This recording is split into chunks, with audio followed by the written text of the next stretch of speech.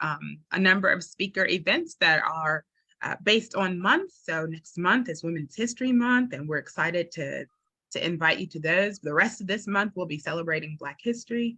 And so each week we will have a keynote speaker, and on Thursdays, we will have our esteemed GSEP African-American students as part of a panel to discuss Black History Month, hidden figures, and what it means to them. And so we're excited, and we hope that you will join us for each of the events that is slated. If you check out our Sakai site, our LinkedIn, and even on Instagram and Facebook, you will be able to see what's going on and check out Linktree and register for our events that are coming up. We also have certificate programs, and so please take a look at all that we have to offer. We look forward to serving you in a variety of different ways as we seek to help elevate voices with our podcast, as we provide support for those who are seeking to publish. And we invite you to be part of our journal, Scholarship Without Borders Journal, by being a peer reviewer or an author. So we look forward to working with you in a variety of ways. Tonight, we are so pleased to introduce to you one of our alum, Dr. Kai Dupe. He is an international advocate for tech diversity and digital literacy. As a technical trainer and software development engineer with over 30 years of experience in the information technology industry, he has dedicated his life to helping underrepresented communities reach their full potential. Kai is an expert in cloud computing and software development. He has trained thousands of people all over the world on software development and cloud computing.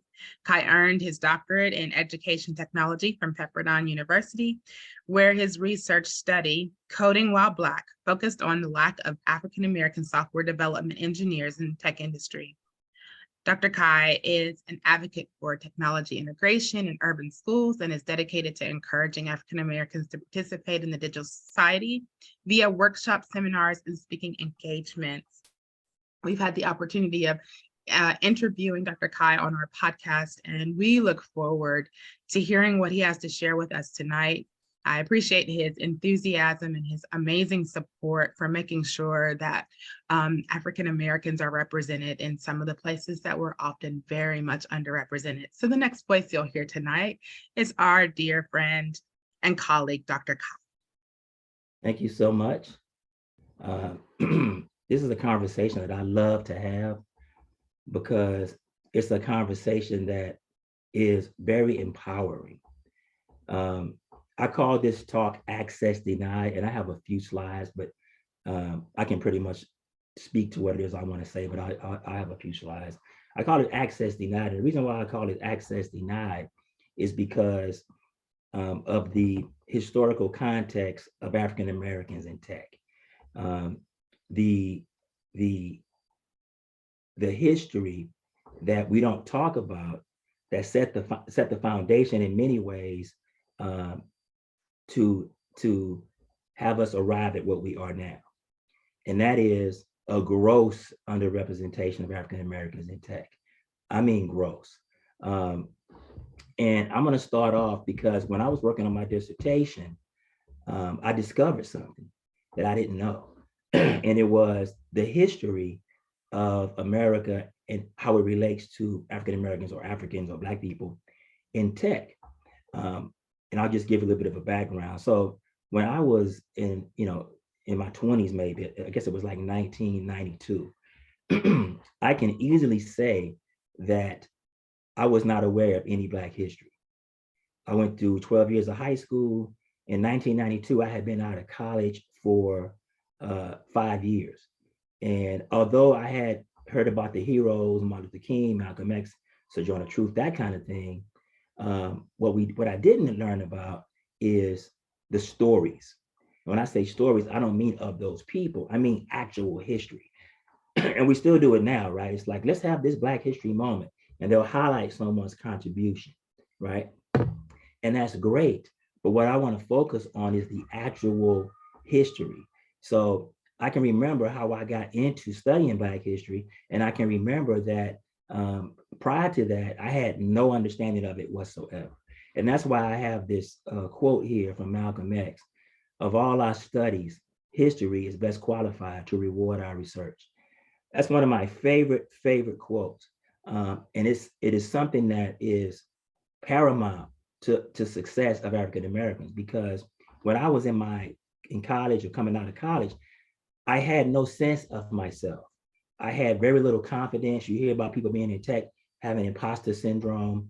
I had a feeling of, I come from a group of people who've contributed nothing to society, right? That's what I had heard my whole life. And you see all around you, you see the great people of history, and they were never Black, okay? And so I was under the impression that we hadn't done made any contributions. I know at that point, all I knew about was civil rights, right? Not contributions to civilization. And so I'll tell you how this happened. In 1992, I don't know if some of you guys are younger than me, but a movie came out about Malcolm X. And it was a big movie. It was a Spike Lee movie. Everybody was walking around in a Malcolm X gear. You had an X hat, you had an X shirt, cross colors, all this stuff. And I was visiting my sister in California in 1992 in the Bay Area. And my sister, excuse me, my sister has always been somewhat of a radical. She was in the 60s. So she had all these books at her house, but I didn't pay any attention to the books, right? So one day I'm visiting her in California, and I come down the stairs to go to a mall or go to a movie or something, and I had this Malcolm X hat on. And she said, "What you know about Malcolm?" I said, "Nothing. I'm just wearing a hat." You may as well say it. I mean, she was so disappointed in me. Oh my God, don't tell nobody you're my brother. So she threw this book at me on the stairs. And it was the autobiography of Malcolm X. And that book changed my life. And that's why Malcolm became my hero. Because up until that point, I had never heard anyone talk about history in such a way that it explains our predicament in this country. He opened my eyes. I was like, oh, so this is why we live here. This is why we have these ailments. This is why our economic situation is what it is, right? He opened my eyes to, it's not a mystery. You're not some cursed people.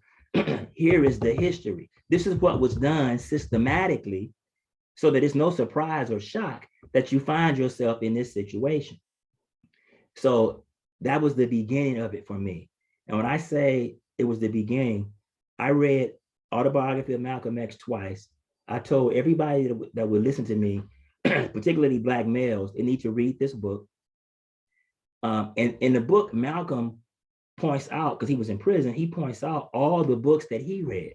And they weren't always by Black authors. They were just historians, right? Will Durant, Basil Davidson, he's an Egyptologist. I read all of those books, and I could not believe what I was reading. I could not believe that I was reading. It was like the key to the puzzle. I'm like, oh, so not only were these things done to us that put us in this predicament, we also have had a role in the success of not only this country, but the world. I went on to just become somebody that I spent probably 10 years. That's all I did was read Black history books. And at that time, they were called Black history books, right? We had this is before Amazon. So we had Black bookstores. And you can go to those bookstores and buy these books. I read so many of those books that when I go somewhere now and I see I'm at a festival or something, and they're selling books, they can't sell me anything because I've read them all. Or when I see some of these new guys, Ibrahim Kendi, putting their books out, it's just a regurgitation of what I read 20 years ago. He just put it in a different form. And I read his book, and it's good, but it was nothing that I had not heard already. And I still continue to do that. Some of the books that I read, there's a book called Stolen Legacy, George G.M. James, that talks about how a lot of what happens in America, a lot of the monuments, a lot of the knowledge, like the Pythagorean theorem, that we give credit to the Greeks. It's been documented. That started in Egypt. There's a book called Civilization or Barbarism by Shenkata Diop. He's a Senegalese scholar. The African Origin of Civilization, Shenkata Diop. They Came Before Columbus, Ivan Van Sertima. That's a book about how Africans were in America before Columbus, right? I was like, what? I thought Columbus discovered this place, right? From Slavery to Freedom by John Hope Franklin, and then The Miseducation of the Negro by Carter G. Woodson. And in that book, he talks about the conditioning, right? He talks about how you're made to think a certain way about yourself. And when you're made to think a certain way about yourself, then those that want to oppress you don't have to worry about you. You know, he made a comment in that book about if you have conditioned the Black man properly, and he goes to go through the back door because you condition him to go through the back door, he can't come in the front entrance. If there's no back door, he'll make one. He'll create a back door. So the history is the evidence of all the conditioning that took place, everything that took place that led us to this situation. The other thing that I learned during that process is I learned that we have a history beyond America, and that's deep. Because it's like, okay, now you're connecting Black people to Africa. I remember Malcolm said, yeah, that's why they, when they call you a Negro, there's no such thing as Negro land. So if you're looking for your history outside of America, you can't tie it to any land because there's no such place as Negro land, which we know African Americans was known as Negroes for a long time. But once you make the connection to Africa, now you're able to say, oh, okay, these are the same people, right? So that was the beginning of my idea of the importance of Black history. And I still think it's the case. And, we know that we have the fight going on right now with critical race theory and, the governor in Florida. And we're just trying to share these truths, right? So the other thing I wanted to talk about is when I was working on my dissertation and I was looking at the underrepresentation of African Americans in tech, I only had my history in the context of oppression, right? I didn't even think about there might be a historical component to why we are underrepresented in tech. And when I started looking at that, I was again like, oh, of course, right? Now, African Americans are like 13% of the population, but we're 4% of the tech workforce, okay? Let me talk a little bit about that. I've been in IT for 30 years. In the total, over 30. In the total of 30 years, I worked with less than 5 Black males in this field, right? Or less than 5 over the course of 30 years. Most of the time I was in this field, I didn't work with anybody else that was Black, okay? And now, as I'm no longer a developer, I'm no longer a software engineer, I work as a trainer. So I hear people all the time, oh, things are getting better. We're getting more African Americans, more Latinos, more brown people in tech. We are not. In my job is to fly around the world, come into a room as an instructor and teach tech. When I go into those rooms of 40 people, there's never, and when I say never, I mean never, ever, another Black person in that room. Never. And so it is persisting, right? It is persisting, this 4%. I can remember when I was in college, and this came up in my research as well. There's a study that was done by Bayer where they talked about women and minorities were being discouraged from going into the tech fields by their professors.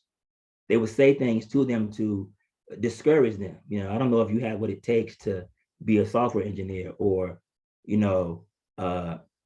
maybe you should go into this field. And it's akin to the kind of stuff that they would say about women, math is not for women, right?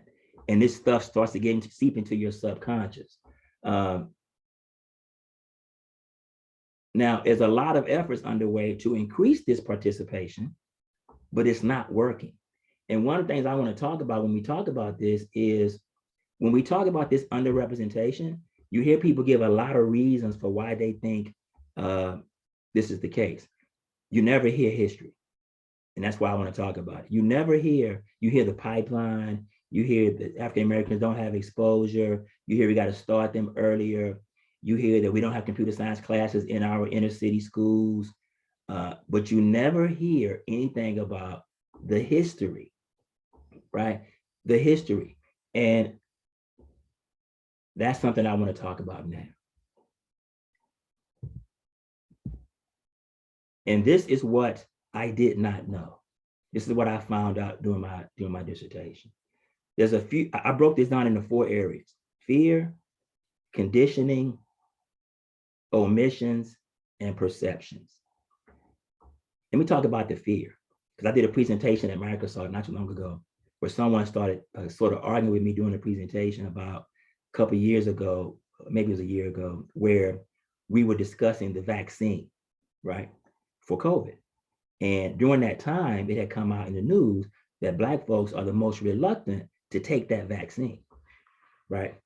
And certain people in the news and in other outlets and media were saying, that's dumb, and I don't understand their thought process. And what I would say to them in my presentation was, let me explain something to you. Not everyone in this country has the same experience. I'm talking about different racial groups. They don't have the same experiences, right? So when we talk about fear, we talk about something called scientific racism. Have you ever heard that term? You ever heard that term, scientific racism? There was a doctor in the news who went for COVID, and she knew she was being treated in a way that she should not be treated. She's a doctor and she knows what they should be doing, and they won't do it for her. There's a book called Medical Apartheid. And in this book, Harriet, I think her name is Harriet Williamson, she chronicles a history of in America of using technology in a way that harms African Americans. So African Americans, because of this history, have built up a distrust of technology, a distrust of fear. And a lot of times in the history, when you read this book, what she's talking about, what happened, is heinous. Like the book I'm talking about, I didn't even finish reading it because I couldn't take all the stuff that she said. She gave examples of, maybe some of you have heard this example, the Tuskegee experiment, where they were injecting African Americans with syphilis and they didn't tell them. There's also cases of people going into hospitals and they're using them as guinea pigs and injecting them with plutonium. What's the other example I was going to give? But there are numerous of these examples. There are examples of vaccines being injected, and they know that when they do the vaccine, that they are using you as a guinea pig. They are testing you, using you as a test subject while they gather data about the vaccine. And there's innumerable examples of this, right? Innumerable of different cases where the technology was used. Oh, Henrietta Lacks is the other one, right? And she's still in the news, or her family's still in the news, where they took her stem cells and they've been using her stem cells for 30 years because her cells haven't died. And they've used them to cure all these diseases. And they've given the family no kind of compensation for taking her cells unbeknownst to her. Henrietta Lacks, there's a movie about her where Oprah played Henrietta Lacks. So the history, right? So when I was in the conversation with this person at Microsoft, I said, now you tell me, is it intelligent or not intelligence? If I've read this book where they're telling me all these things have happened to Black people, and you're telling me something like, you think the government would do that? I don't think the government would do it. They've already done it. That's what's chronicled in the book, right? So there is a fear. I can remember my mom, when I first got into tech, one day I was working as a software developer, and this is when direct deposit first came out. And I got paid, and I was so excited, and I came home and I told my mother, look, mom, I got paid my first professional check as a programmer. And it was a check stub. And she said, where's the check? And I said, oh no, mom, it's direct deposit. And she looked at me, direct deposit? No. I want to see my money, right? It's the distrust. Older people have it. And then when people say things like, well, that was a long time ago, get over it, right? there's research that shows that you can pass down trauma from previous generations into the current generation, right? It's an area called epigenetics. So this fear, right? And it also plays a role when we talk about trying to get more African Americans going into tech. There's a fear. When I talk to people in tech, I hear the fear. When I came out, I'm from Texas, and I came out to Houston, or came out to Seattle from Houston to take a job as a trainer at Amazon. My friends had fear. They were like, what if you go out there and you can't do the job? I'm like, what do you mean I can't do the job? I've always done the job, right? But in the back of their minds, there's this fear.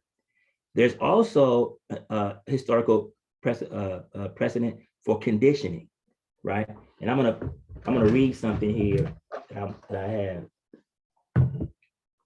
This is from my dissertation. It says, among the many reasons why the connection between innovation and race in the United States has been rejected for centuries, chief among them is white supremacy.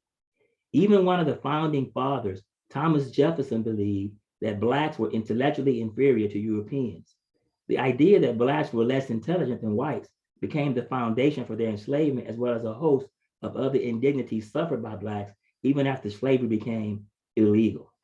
So you had the founding fathers who perpetuated this myth, because we know now it was a myth, that this conditioning, that African Americans cannot be innovative, that African Americans cannot be inventive, that we can't do math, that we can't come up with inventions, right? All the while during slavery, that's all we were doing was inventing stuff, right? There's a whole list of the machinery and the technology that the slaves built to make, because they were doing the work, to make their work easier, right? So, and there's also the history of, Granville T. Woods and Thomas Edison, as well as Alexander Bell, right?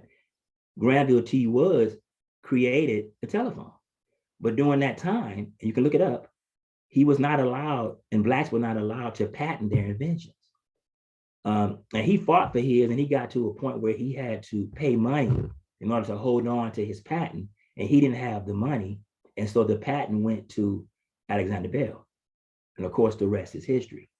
So this fear of technology, this conditioning, it reminds me of, you've heard, we got Super Bowl weekend coming up this weekend. There's been some talk still this week about the Black quarterback, right? And it was this idea that Black men can't play quarterback because they can't process the information fast enough. They don't have the intellectual capacity. So what was mind-blowing to me about when I discovered this is that I had no idea that this was a history in America, that there was a history of making Black people think that they were less inventive, making them think that they were intellectually inferior, making them think that they could not be innovative, that they could not be inventive. And there's numerous examples of that. There's a quote that I took from one of my books that I read about this, where the guy said, it was a lawyer, and he said, the only thing I've known a Negro to invent is lies, right? And it's just not true, right? But there's a lot of things in our lives that aren't true, but if you believe them, they harm you. I can't tell you how many times I went into a corporate office as a developer, and someone thought I was the janitor, or someone thought I was, not running the meeting. I was just someone who was attending, because that's their perception of Black people around tech. And it's still like that.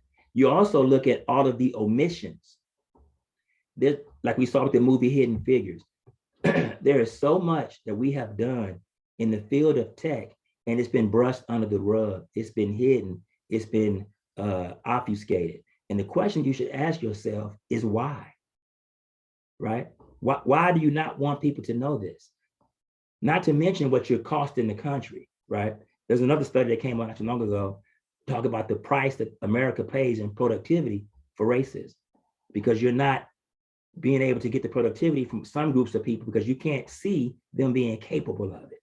So that perception is something that folks in tech, especially Black folks, are always fighting. You're always having to prove yourself.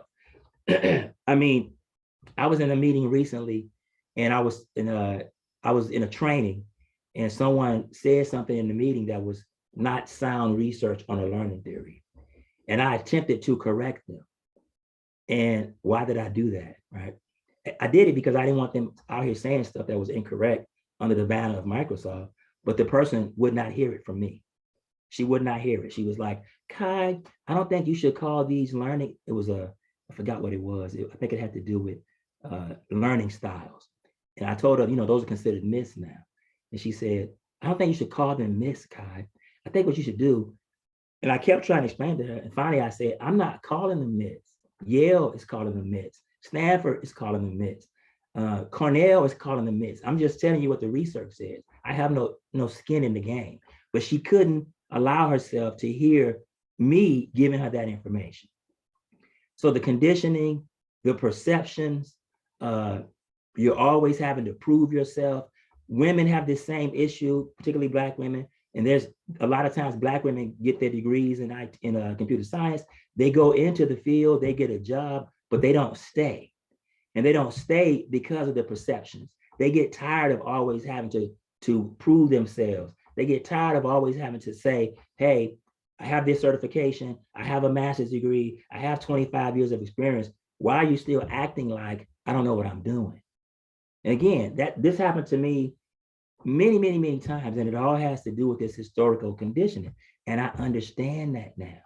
So this conditioning, it not only hurts African Americans because we think less of ourselves, but it also hurts white folks because you believe the conditioning. You think that it's true, and it's not true. Okay. But when I saw that about Thomas Jefferson, I couldn't believe that. And let me say this about the omissions, as we know about Katherine Johnson. She's doing all this math for the space program, and no one knows about it, right? Why do I like to point this out? Because we have been robbed of our great contributors in tech. We don't see that. So when I was coming up, I didn't see a Katherine Johnson. I didn't know that some of the work that I do every day was created by African American. And I'm gonna talk about that in a second. It hurts us because we have no role models. We have no role models in tech. And for this particular conversation, it's why I decided, usually when we talk about role models in tech in Black History Month, we're talking about folks you've already heard of, right? Garrett T. Morgan, he created the gas mask and the traffic light. Also, we'll talk about Lewis Latimer, who created the filament for the light bulb. And all the credit went to Thomas Edison. But here are some that you may not have heard of. Mark Dean. Has anybody ever heard of Mark Dean? Have you heard of Bill Gates?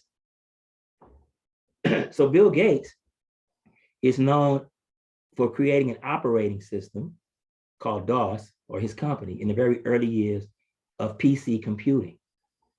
Mark Dean, when I first started in my career, all the classes that I took, we were programming on what's called a mainframe computer. And right towards the end of my time in college, what came out was called an IBM personal computer. Mark Dean is given credit as a co-creator of the IBM personal computer. Can you believe that? You know how long personal computers dominated tech? I had no idea that this brother was co-creator, among many other things that he's done, right? I'm just giving you one. He's got 3 or 4 things that he's done in tech that are mind-blowing. So Mark Dean. The other person is Marion Croak. Marion Croak, she created what they call voice over IP. Voice over IP is a technology that lets you use what we're doing right now with Zoom. She created that. But we're not told this.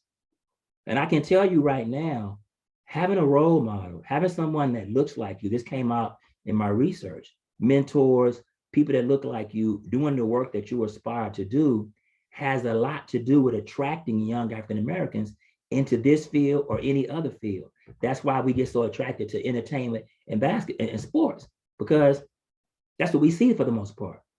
And I've been talking about Mark Dean for 20 years, and people still don't know who this brother is. And Marion Croak, she created Voice over IP. Sorry. There's also Clarence Ellis, Dr. Clarence Ellis. Dr. Clarence Ellis contributed to the development of the Iliac 4 supercomputer, which that came before my time. He also contributed to the development of icon-based GUI. Icon-based GUI is Windows. Now, he contributed to it before there was a Windows. Okay, if you look at the history, Microsoft and Apple took the technology from Xerox, and Xerox has something called Xerox Spark Workstation, Palo Alto Research Center. Clarence Ellis worked at the Palo Alto Research Center, and he came up with the GUI, and he also came up with object-oriented programming languages, which is something I spent 20 years in my career doing, object-oriented programming. This brother created it.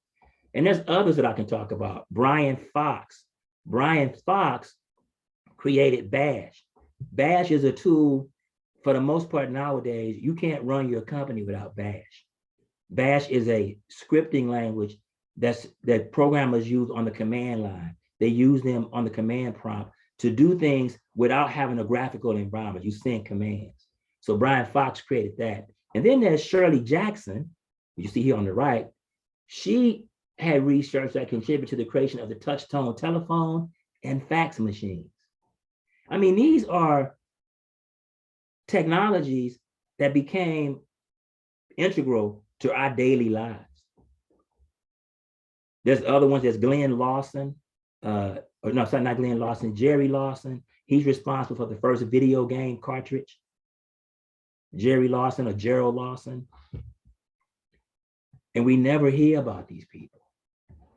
We never hear about them.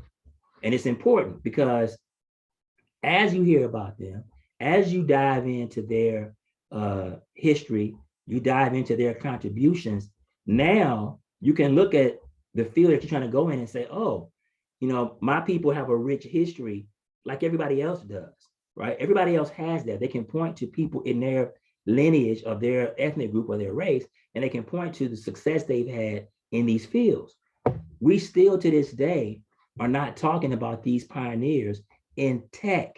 And so I wanted to share these people because you don't hear about them. Like I said, you always hear about Garrett Morgan, you always hear about Lewis Latimer. You never hear about the people actually in tech. There's been commercials where they show people as inventors, especially during Black History Month, but they never highlight people like Shirley Ann Jackson and Clarence Ellis. And I think Clarence Ellis, I think he's still around.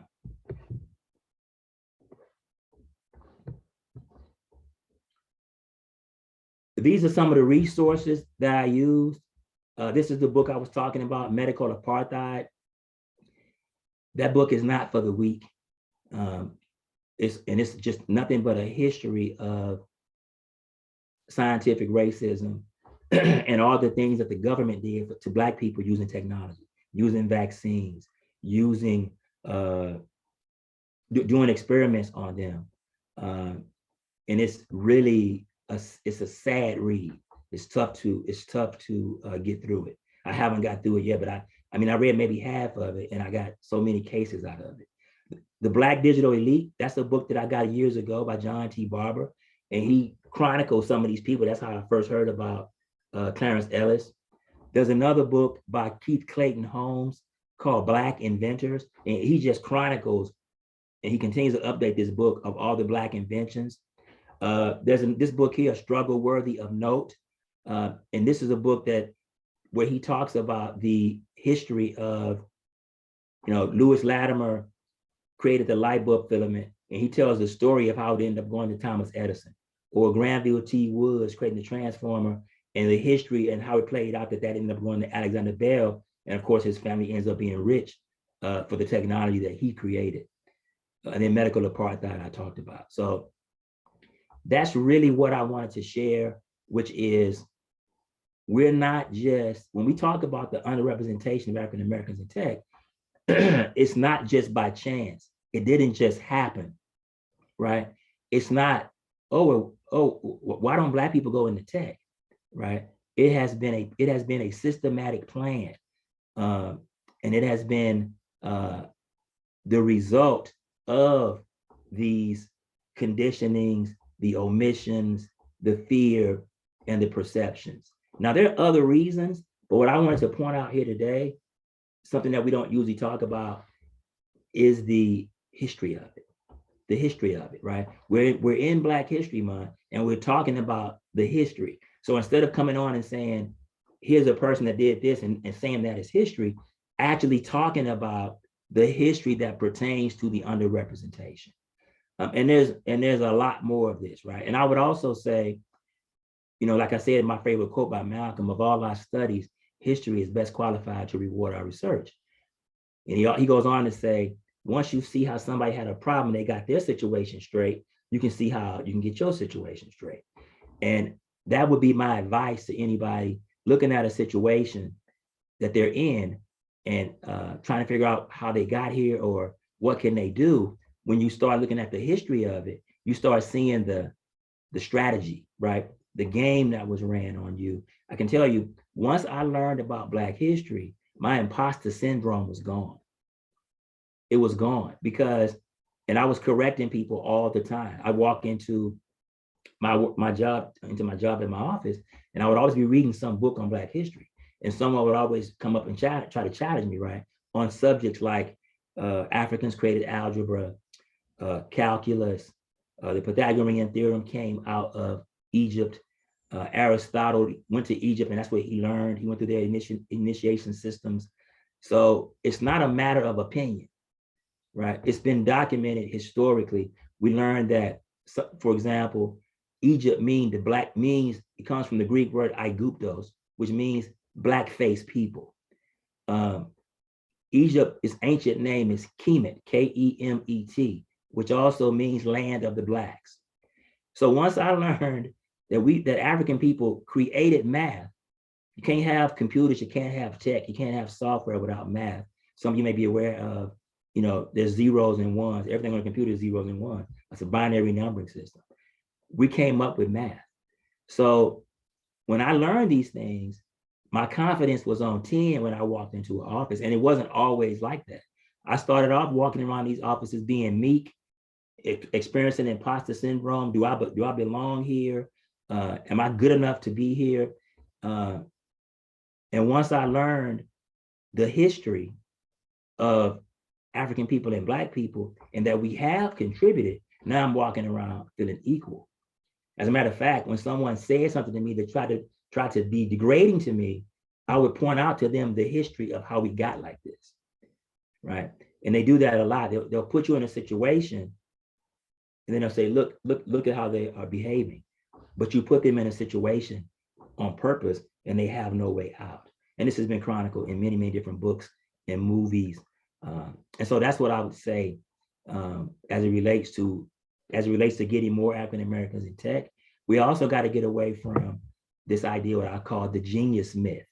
And this is the idea that, and I noticed this also as a strategy, every time I see a Black person in some sort of social media and they're in tech, they always label that person a genius. This genius programmer did this, the genius programmer did that. And then I'll read the article and I'm like, you're just a programmer, you're not a genius. But that hurts young people when they want to go into this field. They're thinking, well, I'm not a genius, right? Do I have the smarts that it takes to be in this field? These people aren't geniuses either. They just got a job. They just learned how to program. And nowadays, a lot of folks are in these jobs without getting degrees because they've unlocked their aptitude, which again comes from the historical aptitude, right? African people have always been creative. They've always been inventive. I mean, we come to this country and we create art. We create jazz. There was no such thing. We create soul food. There was no such thing. We create hip hop. There was no such thing. We can't afford instruments. So we take a turntable and create a whole new musical genre out of what we have available to us. Okay. I guess that's all I wanted to share. Here's my contact information if anybody wants to contact me. And at this point, I can open it up to questions.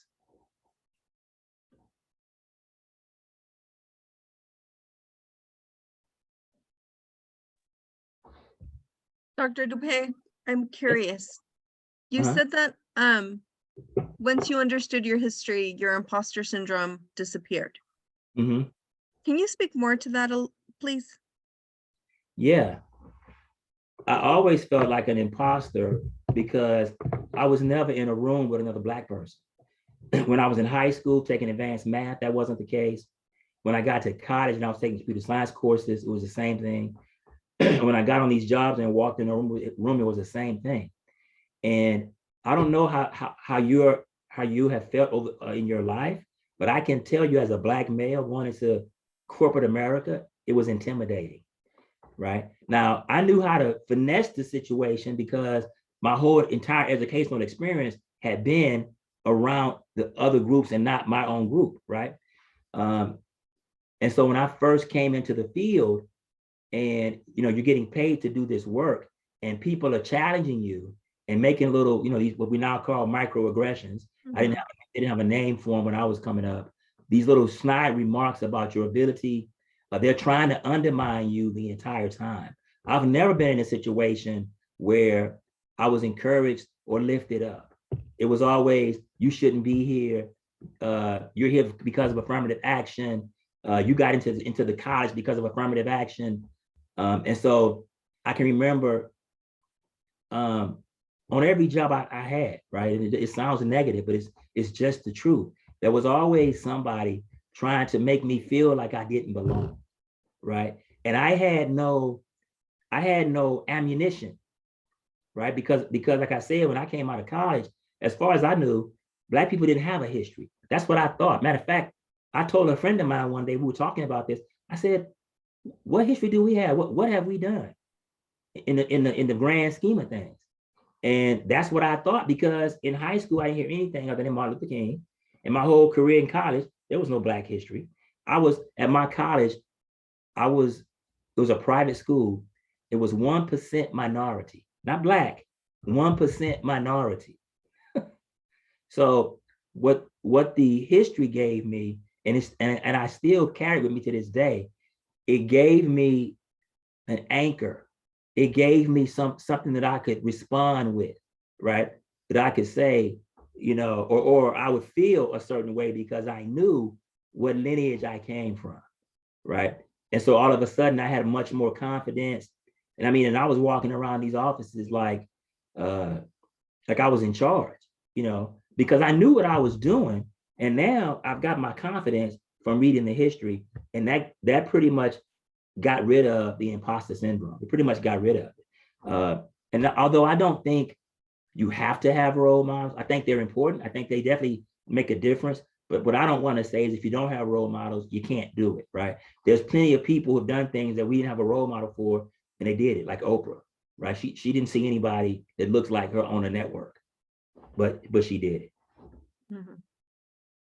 Okay, thank you. Any other questions? Oh, go ahead, Dr. Dupe. Had any of you heard of those people that I shared? I hadn't. You're not in tech, so you might not know those names. But to think about, when you think about computers, you think about Bill Gates, you think about Mark Zuckerberg, you think about Steve Jobs, right? Mm-hmm. But a Black man created the PC. A Black woman created VoIP, which is voice over IP, which is how we make phone calls over the internet. That's what we're doing right now, mm-hmm. right? So I didn't know those things when I was coming up, but what I got was, when I started reading the Black history, what I got was all this information about who I am as a descendant of my people. And people do this in all cultures, right? They're highlighting and celebrating and instilling this kind of confidence in their young people through their culture, right? And we don't do that because we don't know most of these people, right? I say to my daughter all the time, she'll say to me, Daddy, I'm struggling with math. And I say, you know, Black people created math, right? You know that? And some people on this call right now going, what? But if you go and study it, matter of fact, one guy I had in my one of my jobs, he said that to me. And I said, you don't have to believe me. There's museums in Europe where they chronicled it. They read it because they don't have the same racial animosity. So they have no problems in other parts of the world telling the truth, right? They don't have the hidden figures. They say over there, I think it's in the Berlin Museum where they talk about Africans created calculus, and they got the papyrus there. And so the guy was arguing with me, and I said, just go look at this, go read this. And again, I'm not saying it, I read it. So you go look for yourself, and then you can feel better about, you know, the shock that it is to your system. So it's hard for me to see myself as someone that can't do math when my people created it. Mm-hmm. Or to work on a computer and a Black man was co-creator of the PC. No, that's definitely profound for sure. And honestly, I've been thinking about this since we had you in the podcast, because I remember you mentioning something about this before, and it's just been something that's kind of been sitting with me, this whole idea that our histories are hidden from us. And if we're detached from those histories, then there's less for us to believe we can accomplish. Absolutely. And so, like I said earlier, why are you hiding it? Why are you hiding contributions of Latinos? Why are you hiding contributions of African Americans? Why are you hiding contributions of women? Right? Why are you doing that? It's because you want to keep them thinking a certain way about themselves. Now, it's changed somewhat now because there's a shortage of people going into these fields. So they have to get other groups involved in these tech fields, or the productivity is going to wane because they don't have enough people graduating with these degrees. They've even gone so far lately to say they'll hire you without a degree. As long as you can demonstrate that you know how to do the work, then they'll hire you. And so from that perspective, it's changing a little bit. But you know, I don't know if you guys saw this, but the guy's name was James Damore. If you want to Google him, James Damore, and he wrote an email. I can't remember if it was about Black people or about women. I think it was about women, and they were talking about, you know, Google has a toxic culture, and they were talking about how women are treated and how they don't get hired and this kind of thing at Google. And this dude wrote an internal email saying, did you ever just think that women are not as smart as men? Maybe it's just that women don't have the capabilities to do this work. That's what he wrote, right? In 2020, 2019, 2018. Then you have the case of, I can't remember the lady's name, but she's a PhD. She worked at Google, and she has a PhD in AI. And she wrote a paper, and it brought out the racism or the lack of diversity going on with Google's AI, where they ended up having a case where you Google ape and African Americans show up in the search. So she pointed out to them areas that they could improve in that, and they fired her. Right. And so there's a documentary about this. It's called Coded Bias, CODED-BIAS. How they fired this woman. Well, it's the story of the racism in AI, right? Because they don't bother to have the AI include brown-skinned people. So the AI is not accurate as it could be. So it's, you know, marking Black people and brown people as criminals when they're not, because you didn't run the test you just ran it with white folks. Right? So, right. And this is 2023. So, and that's what I tell people who come to me all the time, like you said about your brother. and they want to talk about going into this field. And there's not a whole lot of books on the history of tech, but I did find a couple when I was doing my dissertation, and it just blew my mind. I knew that when I was reading Black history in the very beginning, and I learned that these founding fathers were racist, right?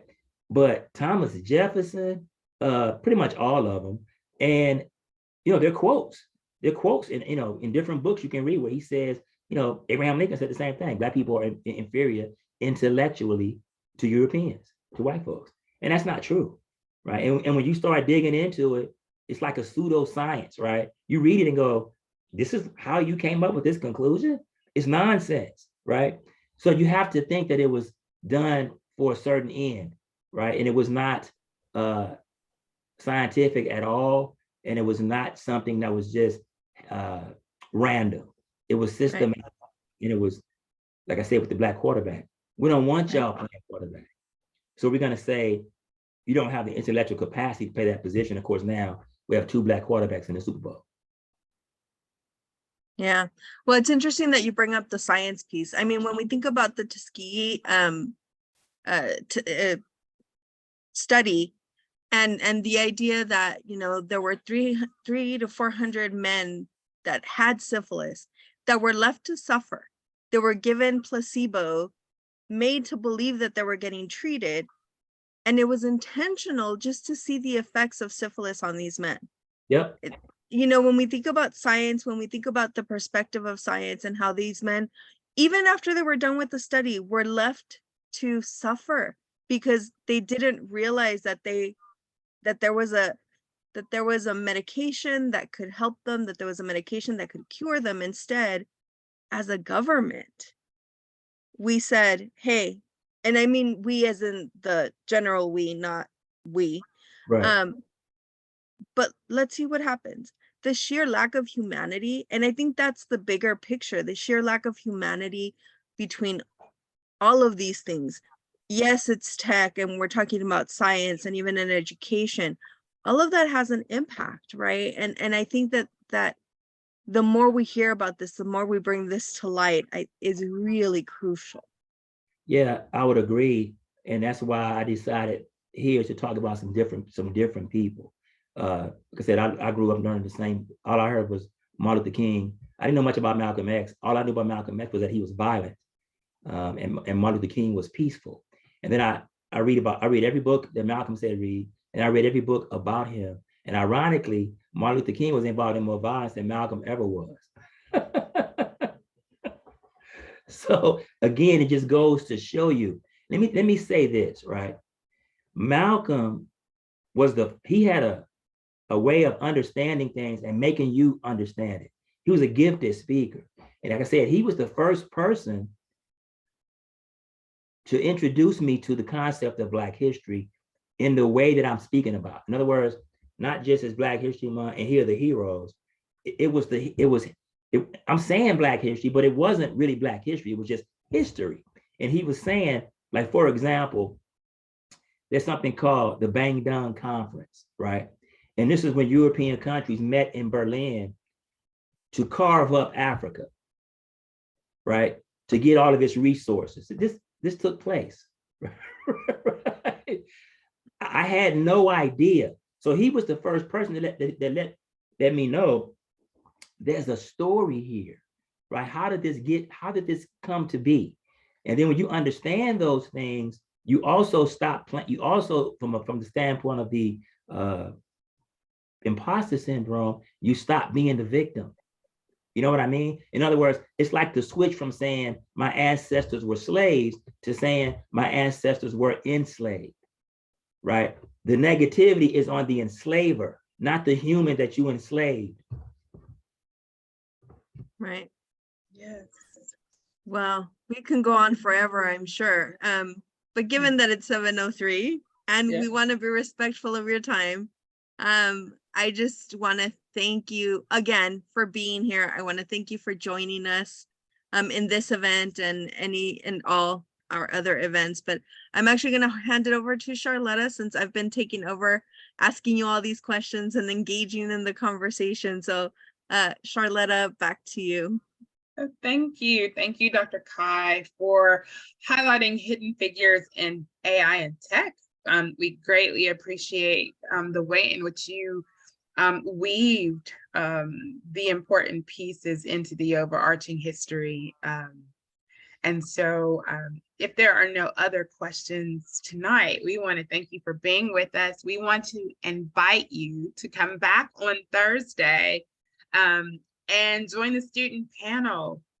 Dr. Charles will be our moderator for the night, and we will have two of our students, Tina Ragland and Michael Fountain, who will be the panelists, and we are looking forward to hearing their perspectives on hidden figures from their particular industries and the way in which that has informed the work that they do. We hope that you gain some new insight. We are taking the list of books that have been highlighted, and we will create a bibliography and make it available for all of our participants toward the end, so that we're not doing multiple ones, so that you get one big one.